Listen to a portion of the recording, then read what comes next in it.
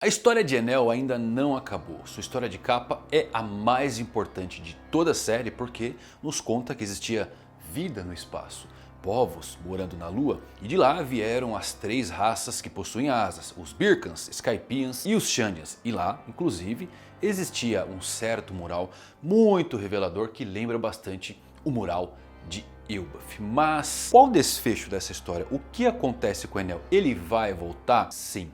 Ele vai voltar e o Oda acabou de confirmar isso e a gente vai comentar um pouquinho sobre o retorno de Enel. Fala galera, eu vou Fusari com mais um vídeo pra vocês, como é que vocês estão? Espero que todos vocês estejam maravilhosamente bem. Eu tô pensando, bem que eu não fiz um vídeo disso aqui. SBS 113, o Oda praticamente confirmou o retorno do Enel. Eu fiz um vídeo do SBS, devo ter comentado e deixei passar, mas o Enel vai voltar, tá no SBS. A gente vai falar um pouquinho sobre isso aqui, sobre sim, o retorno garantido do Enel, porque não tem como não ter desfecho. Esse personagem tem que voltar, tá com um exército de autômatas, descobriu ruínas da antiga Birka e tem muita revelação naquele mural dele, convenhamos, inclusive um sol que depois aparece na mão do demonião lá do mural de Elbaf. Então vamos desvendar aqui primeiro a mensagem do Oda no SBS e depois como que o Enel entra na história a partir desse ponto. Segue comigo aí, se você é novo no canal vai na maciota, chegou no final, peço pra você inscrever. Pior geração já sabe, é Camussari, ó, no like pra dar uma força pra esse vídeo. Vamos lá, falar tudo sobre o retorno confirmado de Enero. Vamos começar aqui com o SBS, tá? Pra quem não sabe, SBS é um campinho de pergunta e resposta que sai sempre no volume físico. O fã manda uma carta, sim, uma carta, aquela coisa arcaica que não se utiliza mais, o Oda não tem e-mail. E aí ele lê uma perguntinha e responde pra galera. E o fã perguntou o seguinte aqui pro Oda, nesse último SBS lançado no volume 113. Ele falou assim, ó: essa é a minha primeira vez enviando algo, ouvi dizer que você está trabalhando numa série de capas, certo? O meu pai disse que os personagens que aparecem nelas podem não aparecer mais. Então, qual é a história por trás disso? E o Oda responde o seguinte: o quê? Como assim? Isso não é verdade? As séries de capas que eu fiz até agora foram Bug, Kobe, Django, Hachan, Wapol, Gedatsu, Baroque Works, CP9, Caribou, Jinbe, Grande Frota dos Chapéus de Palha, Capone Bege, Yamato e claro, Enel. Muita coisa está acontecendo na história principal. A maioria dos personagens está retornando, grande ênfase nisso, hein? A maioria dos personagens está retornando, mas o que eles estão fazendo antes de reaparecerem? Eu quero que o leitor saiba o que eles estão fazendo enquanto estão fora. Esse é o objetivo da história de capa. Percebam aqui que o Oda já falou, eu estou mostrando a história de capa para colocar uma introdução de retorno para os personagens. Podemos pegar aqui os personagens que ele citou que já teve a história de capa? Bug virou dono da Cross Guild, Kobe teve todo aquele envolvimento em Hachinozu, Django virou marinheiro, Hachan achou uma Akuma no Mi dentro de uma geladeira e passou por ruínas antes mesmo de ser revelado que o mar subiu, o Apol retornou e está com a Vivi, Gedatsu tem uma história de capa muito importante, porque ele cai lá das Ilhas do Céu e ele faz um resort, ele cava túneis por debaixo de Arabasta. E o que era teorizar em Arabasta? Que tinha uma arma ancestral. A história do Gedatsu acho que ainda vai levar para alguma coisa, principalmente que está enterrado em Arabasta. Sabe o que eu gosto de pensar? Que lá embaixo tem um monte de robô igual ao Emmet. Pois é, talvez tenha alguma coisa escondida ali e a história de capa do Gedatsu é para isso. Baroque Works culminou no retorno do Crocodile, CP9, retorno do Rob Lute já com a CP0, Caribou tá com Barba Negra, Jinbe acabou na tripulação, Grande Frota do Chapéu de Palha se preparando para o grande incidente, Yamato refazendo ali toda a jornadinha do Oden, só para contar pra gente que o Moria era um Shimotsuki. Só isso, que a história de capa ruim, pra mim é a pior.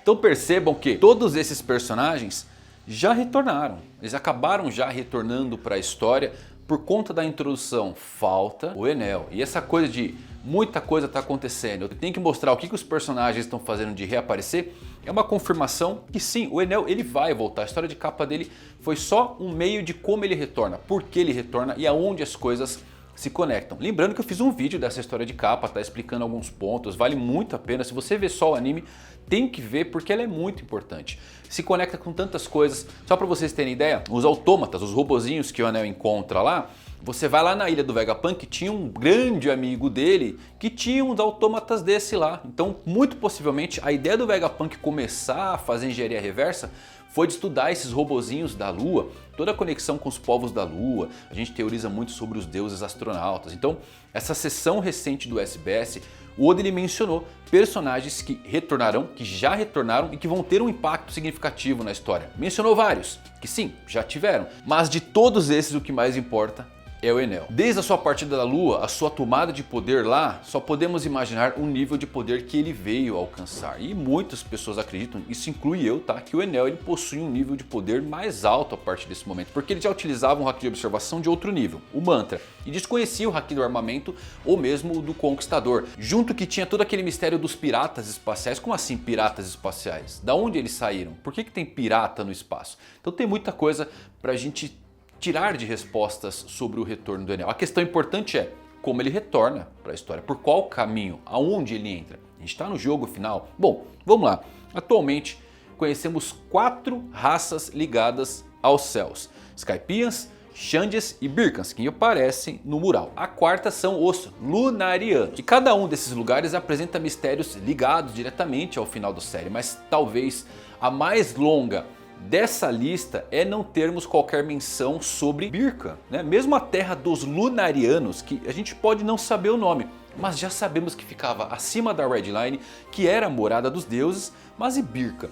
O máximo que sabemos é, ela era uma ilha celeste a sudeste de Skypiea e seus moradores mais famosos são Haredas, o velho que treinou a Nami lá no Time Skip, que agora o Vegapunk está indo se encontrar, possivelmente Uroji, o monge louco, e claro, Enel, que nasceu em Birka, ascendeu a divindade autoproclamada, e ele fez isso 8 anos antes da história atual, depois de encontrar e comer a Goro Goro no Mi, e então destruiu sua terra natal e foi para Skypiea com seus seguidores. Birka era considerada o lar de muitos guerreiros fortes. Eles eram, no entanto, impotentes perante esse auto-intitulado deus. Embora fosse sua casa original, o Enel não mostrou nenhum sinal de amor por ela, porque destruiu sem qualquer hesitação. Uma das coisas que eu acho que todo mundo se pergunta é como que o Enel conseguiu plantas da Arca Maxim, um navio super avançado que funciona exatamente com o poder da sua fruta. E aí quando vamos para o mural Harley, o que temos lá estampado soltando um enorme de um raio na árvore? Uma Arca Maxim também. Então tem esses mistérios, né? Possivelmente o Enel roubou essas plantas da Arca Maxim de Birka, né? E junto com seus leais seguidores rumaram para Skypiea e derrubaram então o governante, o deus Ganfal, tornando-se aí o novo governante da ilha. O Enel ele manteve esse culto em Skypiea, verdadeiramente levando esse manto de Deus e transformando todo esse arco em um microcosmo da série, porque posteriormente, quando vai apresentando as coisas de Imu mesmo, muitas conexões acontecem e você entende por que Enel se auto-intitulava Deus. Enel é uma dica do que Imu veio a ser. Mas voltando ao seu reinado, embora Skypiea tivesse essa sensação de paz e paraíso, bem como qualquer distopia clássica, era um falso paraíso. Se alguém ousasse falar contra Enel ou desafiar sua lista de mandamentos, ele iria disparar uma coluna gigante de relâmpagos vinda do céu para eliminar efetivamente esse dissidente. Junto com isso, ele forçou os súditos que trabalhavam para Ganfal a construir para ele a enorme nave chamada Maxim, né? E o Enel, depois de estudar a história no Jardim Superior, passou a acreditar que a Lua era a terra lendária que ele tanto buscava. Uma terra infinita de solo sagrado, também conhecida como Fervert, a terra sem fim. Esta é a razão pela qual ele construiu a Arca Maxim. As terras do céu eram pequenas demais para Enel, o infinito aguardava. Vert, que significa literalmente terra, é o nome dado ao mundo pelo povo de Skypiea. Embora as plantas possam crescer nas nuvens da ilha, elas não podem germinar nelas, assim Vert acaba sendo a substância mais valiosa em Skypiea. E como o Jardim Superior tem essa concentração de vegetação, é considerado uma terra sagrada. Então, após perder para o Luffy, o Enel partiu de Skypiea em sua arca navegando em direção à tal da Terra Sem Fim, a Lua. Mas o que deveria ser a Terra Prometida era na verdade a origem da sua raça. Os povos do céu abandonaram a Lua depois que os recursos acabaram e migraram para a Terra. Enquanto ele descobre mais sobre isso, o Enel ele encontra um pequeno robô em uma cratera. A eletricidade, para a grande decepção de Enel, em vez de prejudicá-lo, recarrega o robozinho, que se identifica aí como o Tenente Spacey, e parte então para encontrar seus outros companheiros caídos, Macro, Galaxy e Cosmo, nomes bem sugestivos quando a gente fala hoje de Nika, divindades, Gorosei com nomes de planetas, então você vê que tem alguma coisinha a mais aqui, né? E aí a gente volta, né, no Vegapunk, o Dr. Tsukimi, que era o amigo pessoal do Vegapunk, um gênio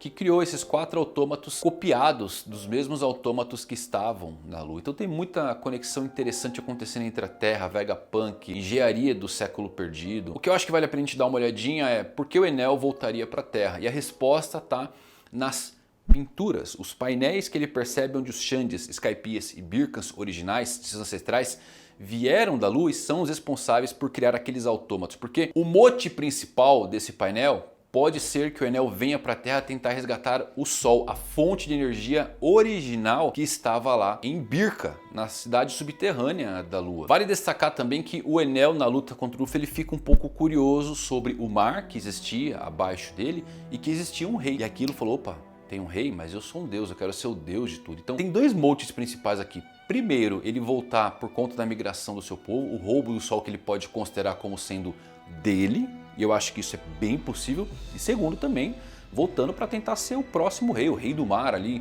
por conta das falas do Luffy, o Enel lembra, ele é meio sociopata. Então, sabendo essas coisas, eu acho que a gente pode ver o que o futuro nos reserva aqui, principalmente com essas falas do Oda sobre o retorno do Enel. Agora em Elbaf, falta um último supernova aparecer, o Urouge, o último da pior geração, né, que deve ser bem importante, porque ele vai estar na mesma posição em Elbaf que o Apu e o Hawkins estiveram em Wano e Bonnie em Egghead. E o propósito do Urouge surgir agora é servir de ponte para a verdadeira Birka e suas crenças em relação a Nika. Lembrem que em Elbaf a gente tem 3 reinos e o reino astral a gente não explorou ainda, mesmo tendo um reino solar ali nomeado, ainda não temos a parte superior explorada. Temos a perspectiva dos Lunarianos através de King, do povo de Wano através de Momonosuke, dos homens peixes através de Jinbe, dos bucaneiros por Kuma, todos citando Joy Boy, Nika, e o Urouge ele deve desempenhar um papel semelhante ali para Terra Destruída, Birka e Nika. Vale claro destacar que o Urouge, no fim de Marineford, tem uma admiração pelo Barba Negra, né? Inclusive eu achava que ele seria o 10º capitão titânico, mas o fato dele dizer que o Barba Negra é o olho da tempestade que virá é revelador, pois o que estão ligados a tempestades metafóricas em One Piece, os D. E se o Urouge disse isso, ele conhece algo e faz muito sentido considerando que o Enel sabia muita coisa.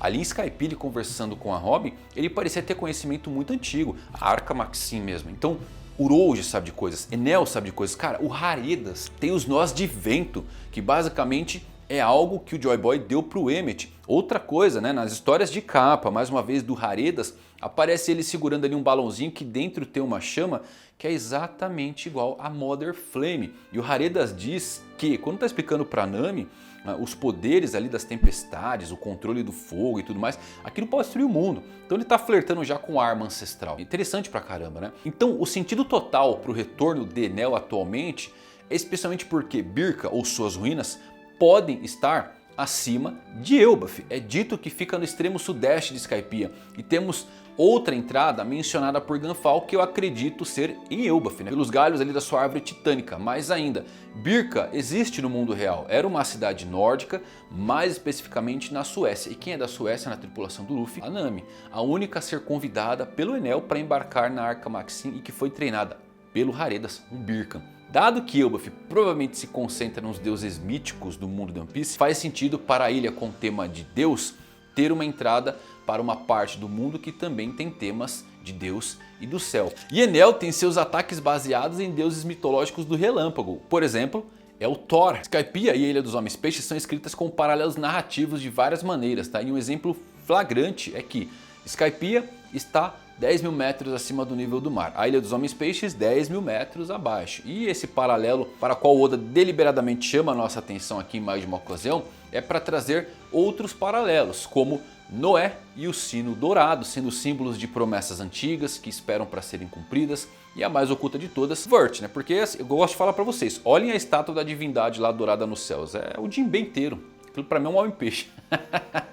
Dado que a árvore Eva leva a luz aos homens peixes e a árvore do tesouro Adão está em Elbaf, um paralelo narrativo de Yggdrasil, a árvore que suporta os mundos da mitologia nórdica, vale destacar algo que reforça bastante o Enel voltar ali, que são esses paralelos traçados entre a história de capa do Enel e do Dr. Vegapunk. A história de capa do Enel começa no capítulo 428, que é aproximadamente ao mesmo tempo em que o Vegapunk é mencionado pela primeira vez, que é no capítulo 433. O professor Tsukimi, o criador do autômato que eventualmente chegou à Lua, é da mesma ilha de onde veio Vegapunk. Os piratas espaciais que estavam escavando a cidade da Lua tem um Jolly Roger no formato do que? Da cabeçona gigante do Vegapunk, que pode ter financiado eles, tá? Os Lunarianos, que devem ter algo a ver com a Lua também, apesar de não aparecerem no mural, mas pô, Lunarianos, seu nome, suas asas e serem odiados pelo governo, são conhecidos por serem objetos de pesquisa do Vegapunk também, devido ao seu envolvimento no desenvolvimento dos Serafins.